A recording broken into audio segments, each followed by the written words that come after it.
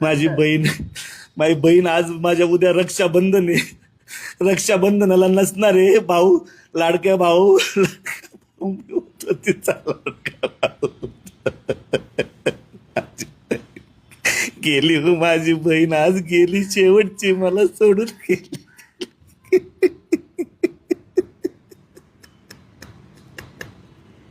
आणि वारंवार तिला त्रास दिला त्या माणसांनी, नालायकांनी. रात्री माझ्या भावाला, छोट्या भावाला 1 वाजता फोन आला होता संदीप गवारेचा, की जरा घटना घडली आहे, तुम्ही हॉस्पिटलला या.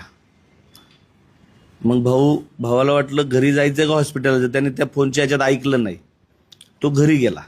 घरी पाहिला तर सगळं ते अस्तव्यस्त पडलेलं होतं तिथं. आणि घरून मग ते म्हटले दवाखान्यात नेले. मग तो दवाखान्यात गेला. दवाखान्यात गेल्यानंतर त्याला कळलं की असं झालंय की बहिणीचा आपल्या